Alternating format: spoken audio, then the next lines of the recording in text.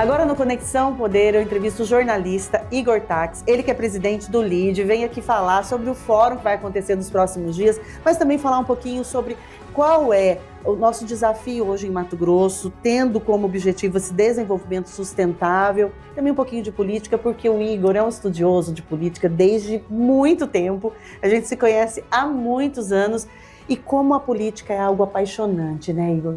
É verdade, Ana, obrigado pelo convite, o prazer estar aqui falando com você. Realmente a gente se conhece há mais de 20 anos, boas histórias, estávamos lembrando aqui antes de começarmos a nossa entrevista, a nossa gravação. É uma honra estar aqui com você e falar dos assuntos que você quiser, estou disponível. Como surgiu a ideia do fórum? Acompanhando toda a programação, material de divulgação que vocês estão trabalhando, eu percebo essa força de alcançar o Brasil. É um evento não só para Mato Grosso, é para o Brasil. Como nasceu a ideia deste fórum, Sustentabilidade e Desenvolvimento Econômico? Esse é um fórum que é organizado pelo LIDE Mato Grosso. Nós estamos como presidente da unidade estadual desde janeiro deste ano, depois que recebemos o convite do João Dória, ex-governador de São Paulo, que é o nosso fundador do LIDE Global, com a missão de colocar Mato Grosso num protagonismo dentro dos eventos que o LIDE realiza, não só no ambiente nacional, no Brasil, mas também nos eventos internacionais. Hoje o LIDE está posicionado em praticamente todos os estados do Brasil e em 23 países com unidades, com presidentes e estrutura do LIDE.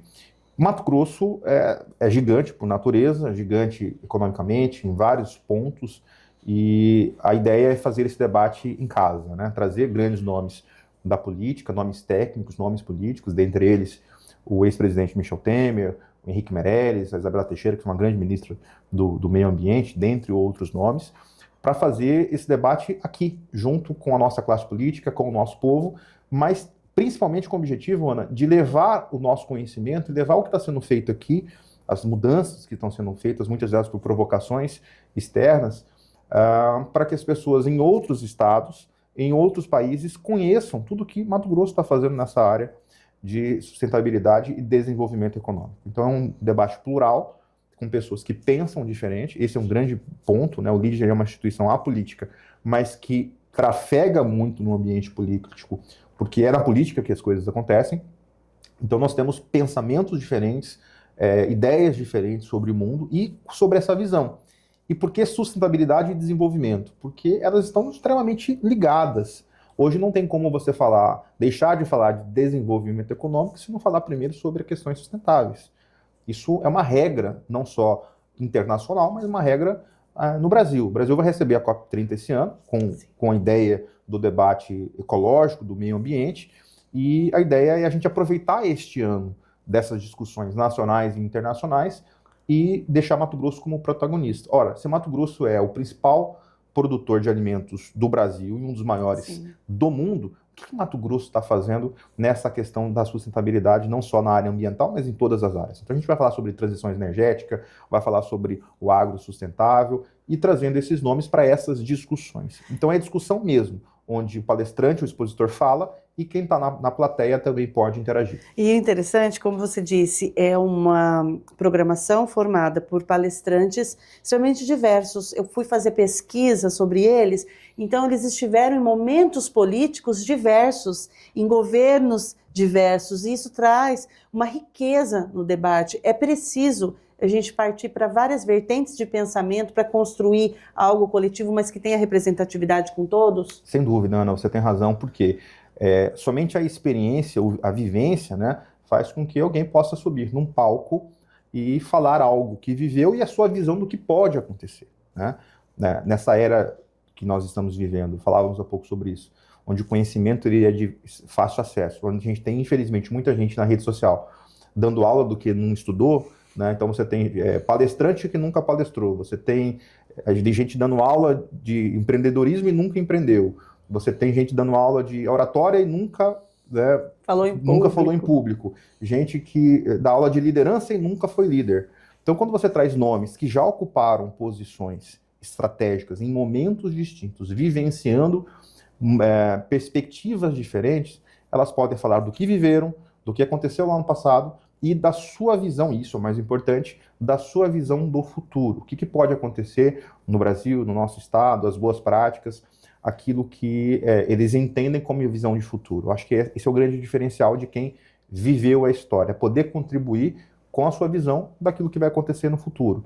E aí é uma experiência importante, em todos os eventos do LEAD que isso acontece, e o LEAD tem uma agenda muito robusta de eventos nacionais e internacionais, são mais de 2.000 eventos por ano, somando as unidades nacionais, as unidades estaduais e as internacionais.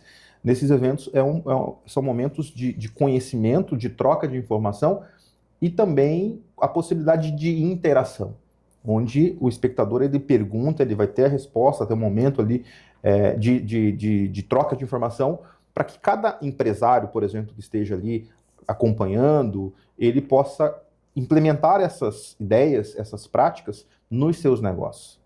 Então, todo o evento ele é concebido para que haja essa troca, tanto que o evento ele é em mesa redonda, né, não é plenária, mesa redonda para quê? Porque termina uma exposição, termina uma palestra, as pessoas que estão nessa mesa de 10 lugares, elas podem ali trocar informações. Olha, eu já faço isso no meu negócio, eu estou pensando, como é que você faz? Então, a ideia é ter essa imersão para que, na prática, esses conhecimentos sejam colocados em atividades dos negócios dos nossos convidados. Você citou a questão de negócios e empresários. Porém, os gestores também são bem-vindos.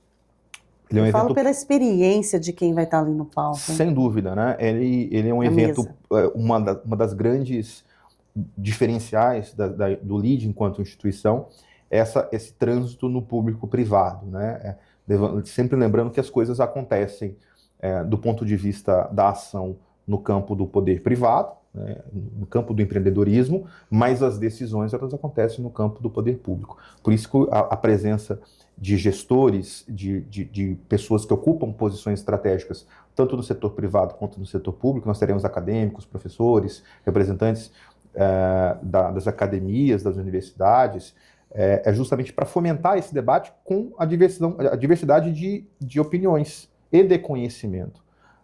E ao longo da minha trajetória no jornalismo, aí eu trago esse exemplo, eu sempre gostei de falar para as pessoas nos programas que eu apresento a minha opinião, mas deixando aberto para que as pessoas pudessem dar a sua opinião e, no final, formularem a sua. No evento é a mesma coisa. Então, eu vou ouvir o que o Michel Temer pensa, eu vou ouvir o que o Henrique Meirelles pensa, eu vou ouvir o que o meu colega da mesa pensa, e na mesa vai ter ambientalista, vai ter produtor rural, vai ter gente de todas as áreas, para que o empresário, o formador de opinião, o gestor, o homem público que esteja ali, saia dali com a sua própria visão, na somatória de tudo que ele aprendeu nesse evento. Então, a ideia é justamente esse debate plural. Quando você cita até a questão do empreendedorismo, dos técnicos, a gente vê narrativas na política, por exemplo, tradições políticas em que aquelas determinadas famílias elas tiveram essa tradição política que o jovem ele se torna adulto, já vai para a política e vive a política, é como se a profissão dele fosse ser político. E a gente também vê um outro movimento de pessoas mais técnicas, empresários ligados a outras áreas, também ocupando o espaço de gestão pública. Aqui no Conexão Poder nós estamos tendo a oportunidade de fazer uma série de entrevistas com prefeitos e a gente já começa a perceber prefeitos com uma visão mais técnica de empreendedorismo.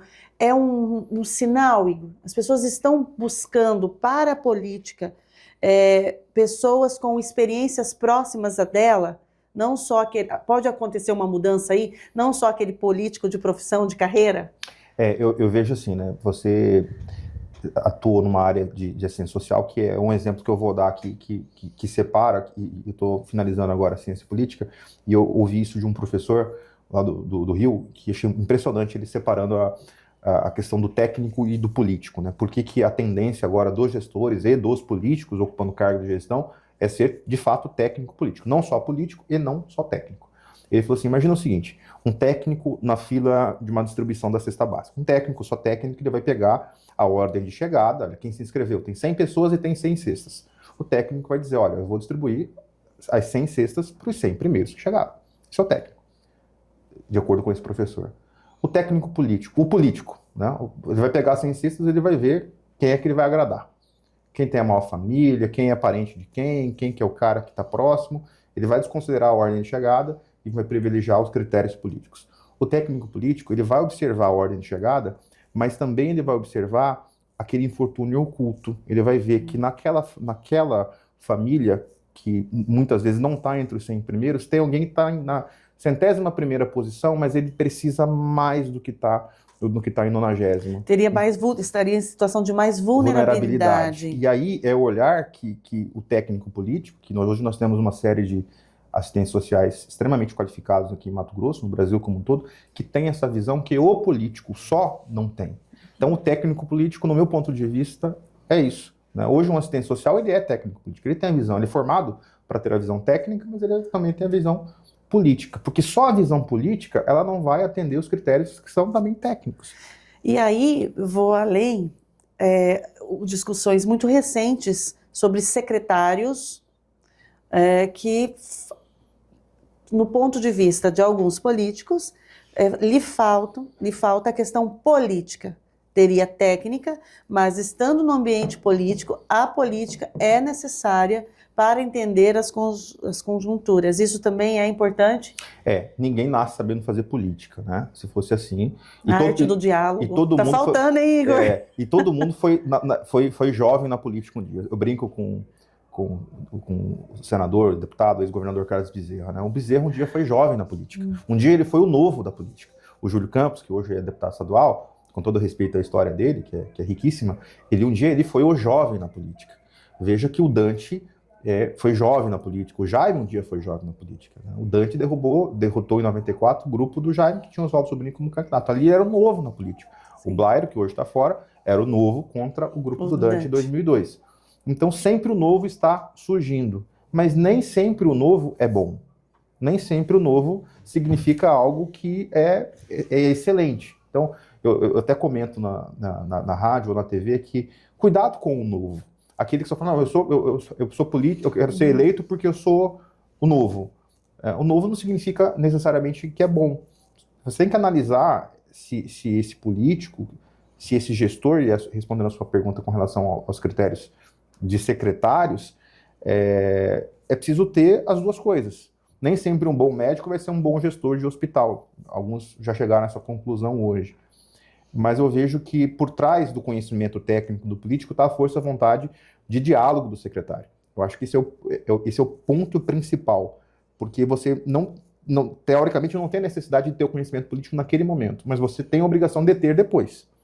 Uhum. E é só através do diálogo que você vai conseguir esse conhecimento, até porque o conceito de política para o gestor é diferente de um para o outro. O conceito de política do Mauro Mendes é diferente do conceito de política do Abílio, que é diferente do conceito de política do que era o Emanuel Pinheiro, né? Estou nominando aqui os líderes recentes.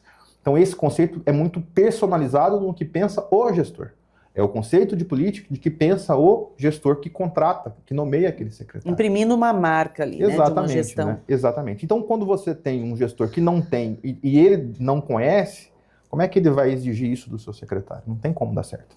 Igor, voltando para o evento, dia 27 e dia 28, onde vai acontecer? As inscrições ainda estão abertas? Como que está acontecendo? Sim, as inscrições ainda estão abertas. O evento ele é gratuito, né? É um evento que não tem valor pago de inscrição. Olha, gente, gratuito. Gratuito. O interessado ele faz um registro de interesse através de uma ficha que é preenchida no Instagram, @lidmt, lá na bio tem o Instagram, tem a ficha, o formulário. Esse formulário é preenchido. Tendo inscrição disponível ainda, ele vai receber um pedido de confirmação de presença através do nosso cerimonial. São 2 dias, ele começa às 14 horas do dia 27, que é uma quarta-feira, encerra às 18h30 com a palestra do Michel Temer.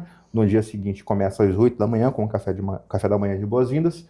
São 3 painéis no segundo dia, tem como atração principal Henrique Meirelles, mas também outros nomes, Jean Paul Prats, que foi presidente da Petrobras, enfim, além de outros nomes.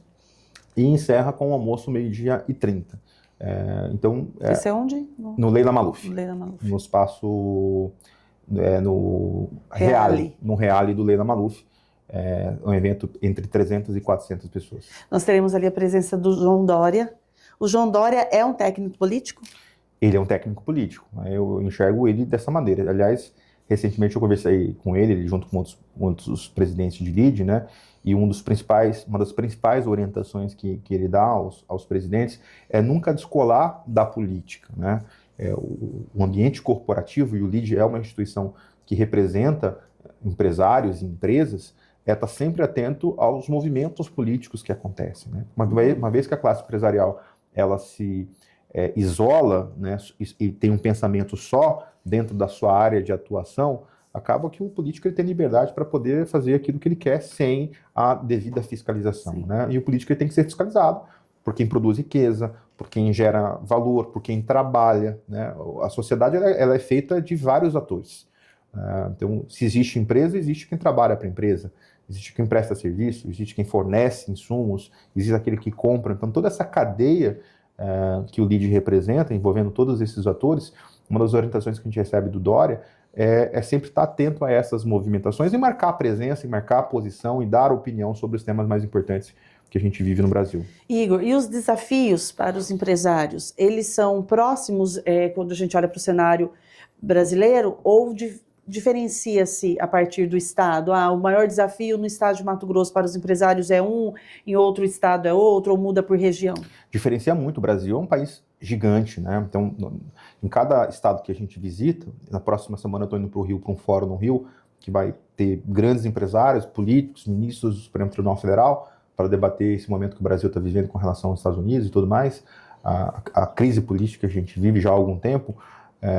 A realidade de cada estado é distinta, né? Veja que Mato Grosso vive um momento extraordinário e com uma possibilidade de crescimento cada vez maior, né? Mato Grosso vai ser muito mais forte do que com o advento da agroindústria, com a mineração, que é um fator novo que nós teremos, e vamos discutir isso no tema, né? A mineração, como se fazer uma mineração sustentável, lembrando que o nosso conceito de mineração hoje tem a ver com garimpo, né? E eu estou falando de mineração profissional, como acontece no estado de Minas Gerais, por exemplo, que tem um nome de Minas, né?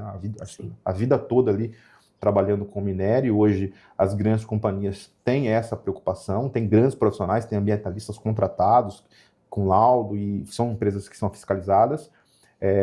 Um dos pontos de crescimento para Mato Grosso, no que se refere ao desenvolvimento econômico, além da questão do agro, que pode dobrar a sua área plantada ainda, ocupando áreas da pecuária, sem desmatar nada, né? Então a gente pode dobrar a nossa produção sem derrubar um pé de árvore, ocupando as áreas da pecuária, que hoje consegue criar gado em menores áreas na área de confinamento. Além da agroindústria, que já é uma realidade e vai crescer cada vez mais, tem ainda a mineração e a indústria por si só. Então tudo isso acontecendo aqui, neste momento que nós estamos vivendo. Então isso é muito importante para nosso estado, e tem estados que estão em dificuldades terríveis, né?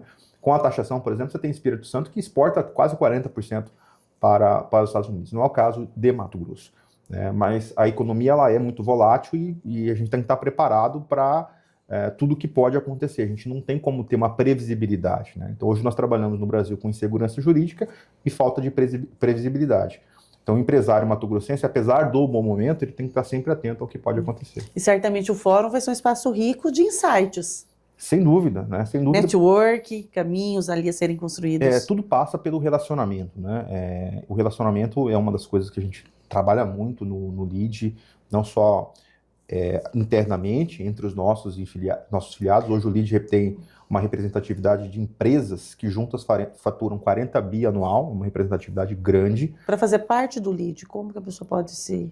São dois caminhos para filiar, né? A empresa ela recebe um convite de quem já é filiado ou dos nossos conselheiros, ou ela pode manifestar o seu interesse, e aí nós analisamos a capacidade que aquela empresa tem de contribuir com o debate. Né? Então, em cima daquele negócio, aquele empresário, ele pode contribuir com conhecimento, contribuir com a sua participação nos eventos, ele pode se filiar, pode ter acesso aos eventos aqui em Mato Grosso, mas também aos eventos nacionais e internacionais. Nós já acompanhamos filiados em outros estados, participando de debates, de eventos, sempre com esse objetivo, né? Contribuir com as discussões que são importantes para o Brasil, para os estados, e também com a possibilidade de atrair negócios. Um dos pontos que a gente mais trabalha, eu estive agora em abril deste ano com o secretário Rogério Galo e com o vice-governador Otaviano Pivetta no Emirados Árabes, uma missão organizada pelo LEAD, junto com o Poder Público. Eles foram a nosso convite. Passamos 8 dias lá com muitas discussões. Tivemos uma reunião que ontem eu recebi a informação ainda, que está saindo aí um memorando de entendimento do Emirado de Sharjah, porque Emirados Árabes são 7 emirados. Um deles é o de Sharjah, que é o Emirado Educacional. Lá tem um centro tecnológico, um parque tecnológico dos melhores do mundo. Nós provocamos uma reunião entre o diretor desse parque tecnológico com o vice-governador, e ontem eu recebi a informação da assessora de assuntos internacionais do governo do estado de Mato Grosso, que está em vias de assinar o convênio, a parceria técnica. O que o LIDE ganha com isso? Dinheiro? Não. O LIDE ganha a possibilidade de dizer aqui numa entrevista, olha, o LIDE conseguiu fazer um convênio, uma aproximação entre o governo do estado de Mato Grosso com o maior parque tecnológico da Ásia, um dos maiores do mundo, para que eles possam fazer investimentos aqui. Não só investimento financeiro, mas tecnológico, de conhecimento. Isso está em vias de assinar. E também estamos viabilizando no próprio Emirados uma reunião para novembro com a comitiva de Mato Grosso, que vai a Xangai, na maior feira do mundo que acontece lá no início de novembro, para que nós possamos fazer um stop lá para fazer a conexão com os maiores compradores de alimentos daquele país. Mas não é só no Emirados. Emirados, é Índia, Estados Unidos, outros países, nós somos 23 países, que procuram Mato Grosso. Mais do que nós procuramos, eles nos procuram para fazer essas conexões com o empresário daqui. Então isso gera negócio, isso gera riqueza, isso gera emprego, isso gera investimento aqui em Mato Grosso. Força, conexão, prosperidade. Exatamente. E justamente essa junção desses elementos fortalece Mato Grosso, até mesmo em relação aos impactos aí do tarifaço? Sem dúvida, né? Mato Grosso seria prejudicado com o tarifaço se o presidente Lula entendesse e exercesse a questão da reciprocidade, né? O que ele optou, felizmente, no meu ponto de vista, de não exercer. Porque, primeiro que o tarifaço, ele atingiu pontos que não prejudicam o Mato Grosso, e estabeleceu pontos que são reversíveis. Muitos pontos foram reversíveis daquele primeiro anúncio para o anúncio oficial que entrou em vigor. Se o princípio da reciprocidade tivesse sido startado, os produtos que Mato Grosso compra, notadamente os insumos agrícolas, seriam tarifados. E aí sim nós teríamos um prejuízo econômico aqui. Como isso não aconteceu, e de acordo com o governo do estado, o secretário Rogério Gallo, basicamente 1,5% da nossa economia que é exportada aos Estados Unidos, tem prejuízo, né? A nota da Federação das Indústrias é uma nota dura, falando que muitos negócios estão sendo prejudicados, mesmo com 1,5%, tem empresas que vão quebrar aqui, no que se refere à área industrial, né? O Silvio Rangel, uma pessoa fantástica, presidente da federação, é conselheiro do LIDE Mato Grosso.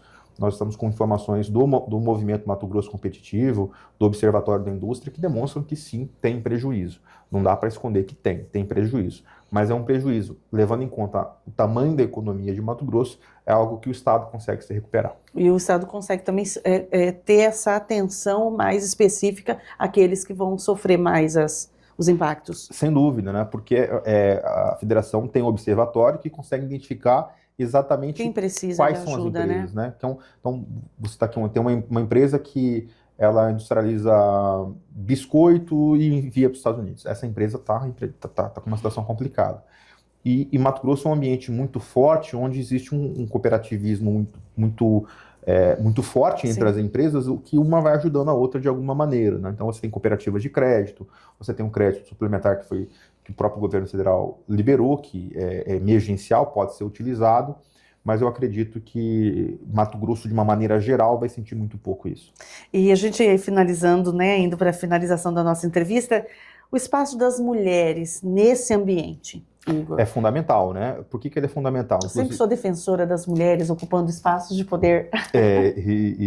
Eu aprendi a ser, né? E coloco o aprendi na frente, porque, de fato, o homem precisa aprender isso, né? Eu aprendi com a minha esposa. Você tem uma professora em casa. Tem uma professora em casa e aprendi, e sempre digo que isso é um processo de aprendizado. Ele é fundamental, né? Nós temos a possibilidade de criar ainda este ano o LIDE Mulher, que é um braço muito forte que o LIDE tem nacional. São mais de 40 câmaras setoriais que o LIDE trabalha. Aqui nós estamos ainda só com o primeiro, que é o LIDE Global. Nós estamos tendo LIDE Empreendedorismo, LIDE Inclusão, tem o LIDE Comércio. O LIDE Mulher e o LIDE Saúde são os dois primeiros que nós queremos implementar aqui em Mato Grosso, onde todas as discussões elas são sobre temas vinculados a esses setores, né? Então, em São Paulo, por exemplo, em Minas e no Paraná, são exemplos de estados onde o LIDE Mulher é muito forte. Aqui em Mato Grosso nós já estamos preparando, nós já tivemos algumas conversas para a escolha da presidente, estamos conversando aí, a ideia é que entre setembro e outubro a gente nomeia presidente do LIDE Mulher e comece as filiações, né, em todos os cenários, né? Mulheres empoderadas na política, na iniciativa privada, no intraempreendedorismo. Muitas vezes ela não está na posição, ela não é a dona da empresa, mas dentro do negócio ela tem uma posição de liderança, mas evidentemente que na política é o ponto que a gente precisa trabalhar mais, né? Na política é inadmissível nós termos uma deputada estadual na Assembleia Legislativa. A Câmara corrigiu isso ultimamente, aqui em Cuiabá na última eleição, essa correção ela foi devidamente feita, mas na política, de maneira geral, existe a necessidade dessa contribuição. Não há dúvidas de que as mulheres, já está provado isso, fazem todas as coisas melhores que os homens. E quando eu falo todas as coisas, são todas Sim. as coisas mesmo, né? Mas como a gente vem de uma sociedade que é patriarcal e que isso é exercido na nossa sociedade, nas nossas casas, nas empresas, nas firmas, na política, é um processo que não pode ser desistido de ser feito. Tem que ser continuado sempre. Até mesmo antes da entrevista, a gente conversando 2 horas antes da entrevista, você citou um papel fundamental de uma mulher mato-grossense, né, que atua, né, na esfera nacional da política, mas vinda de Mato Grosso, que é a Margarete Busetti, em relação ao pacote antifeminicídio, e também a relatoria da deputada Gisela. Então foram 2 mulheres que lutaram muito para que isso acontecesse, e tendo um reflexo no Brasil, por viver situações, muitas, como você mesmo disse, que só a mulher vai compreender, né? Sem dúvida, né? Eu ouvi uma vez uma professora falar que como é que um homem consegue pensar como uma mulher? Tem como. A mulher, ela tem um entendimento, né? E aí a gente vai entrar num tema que a gente poderia falar aqui 2 horas a respeito, né? Porque eu tenho uma filha de 8 anos que eu não vou dar uma vassoura e dar de presente para ela de aniversário. Eu não vou dar um fogão, eu não vou dar uma máquina de costura. Ela pode aprender a fazer uma comida, ela pode aprender a limpar uma casa, ela pode, como eu também posso, como eu também faço. Não tem que ter essa diferença, né? E esse é um pensamento que ainda encontra muita resistência na sociedade. Aqui em Mato Grosso, as pessoas perguntam, Igor, aí eu respondendo como jornalista, como comentarista, como cientista político, por que eu acho que a gente está vivendo essa onda de violência tão grande e acontece aqui, né? Isso não é um caso só de polícia, não é um caso da ocorrência em si, é um caso antropológico, é um caso que precisa estudar psiquiatria, antropologia, outras áreas, e entender o que os homens pensam na realidade. Enquanto não tiver um trabalho não só, como é o caso da senadora Margarete fez, de endurecimento de penas, mas também na base, né? Eu acho que a educação na base, mas não é uma educação só para falar, tem que educar, é educação mesmo, né? Isso é extremamente preocupante. Então está na hora da nossa sociedade, e não só os políticos, né, mas os pais, os professores, terem isso como prioridade. Não dá para a gente ter esse rótulo, que é muito bonito a gente falar que nós somos campeões no agronegócio, zero de emprego, né, pleno emprego, campeões em tudo, e continuaremos sendo, mas temos ainda esse dado que é desastroso, triste, lamentável, e só sabe, tem uma é o estado que mais mata mulheres no país. Uma frase que, eu não lembro, foi algum publicitário que criou, que só sabe quem sente. Só sabe quem sente. A gente só vai saber quando sentir, mas a gente não quer sentir. Enquanto a dor é do outro, a gente relativiza. Enquanto a dor ela tá ali no site, ela tá numa manchete policial, tá num programa de TV, ela é sempre a dor do outro. E a gente não quer esperar que essa dor seja nossa. E para evitar que essa dor seja nossa, e quando eu falo nossa, é minha, é sua, que está nos assistindo, é preciso... Eu sou pai de menina. Eu não quero que minha filha seja vítima de violência contra a mulher. Então, o que eu posso fazer? Né? O que cada pai pode fazer? E não só esperar ações da polícia ou ações de governo. Então, a sociedade ela precisa fazer essa reflexão. Quero agradecer demais sua presença, meu amigo Igor. É até difícil entrevistá-lo, que eu ficaria horas conversando sobre tanta coisa, porque a gente tem muita história juntos aqui. A gente passou pela Jornal Impresso, rádio, lá atrás, né, no Grupo Folha de Estado, que trabalhamos juntos durante tanto tempo. E aí depois a vida sempre nos unindo por propósitos, por valores, por projetos, e especialmente pelo ideal de querer um mundo melhor, um Estado com sustentabilidade, desenvolvimento econômico, mas, como você disse aqui o tempo todo, que inclua a sociedade, que não esqueça, né, os vulneráveis, que pense sempre nesse aspecto da inclusão. A prosperidade passa pela inclusão e passa pela não violência. Eu quero agradecer demais a sua presença. Eu que agradeço. Deixar aberto também para você fazer um convite, algumas considerações que você não fez ao longo da entrevista e terminar, claro, reforçando o convite para quem está nos assistindo para o fórum. Obrigado, Ana, foi um prazer falar. O presente, dá o presente. Obrigado, é uma honra estar aqui no Repórter NMT, no Conexão, agradecer a você, profissional que eu admiro muito já há muitos anos, agradecer a audiência, dizer que é um prazer estar aqui, falando sobre todos esses temas e dizer que a vida é equilíbrio. Né? Acho que é o que nós buscamos todos os dias como seres humanos, cada um na sua função, como pai, como mãe, como empresário, como profissional, como jornalista, como comentarista. Acho que cada um na sua área buscando este equilíbrio entre viver, entre prosperar, entre buscar os nossos sonhos, buscar os nossos objetivos, sem ser desonesto, sem atrapalhar ninguém, sem ter que ferrar com a vida de ninguém, mas buscando os nossos sonhos. O objetivo de vida é esse, de propósito é esse, independente de onde nós estivermos. Hoje eu estou no LIDE e tento imprimir este meu pensamento na instituição que eu presido e nos eventos que a gente realiza, né? Mas eu sempre faço esse convite à reflexão, né? Como é que a gente pode ser melhor?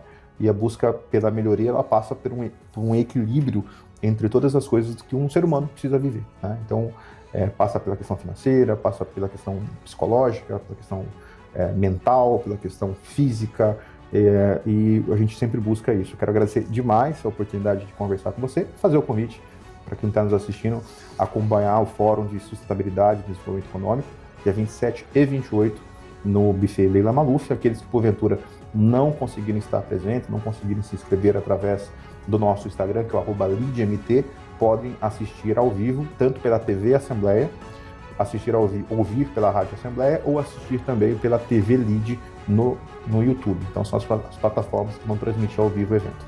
Estarei conectado. Obrigado, Ana. Muito obrigada. Conexão Poder de hoje fica por aqui. Até a próxima.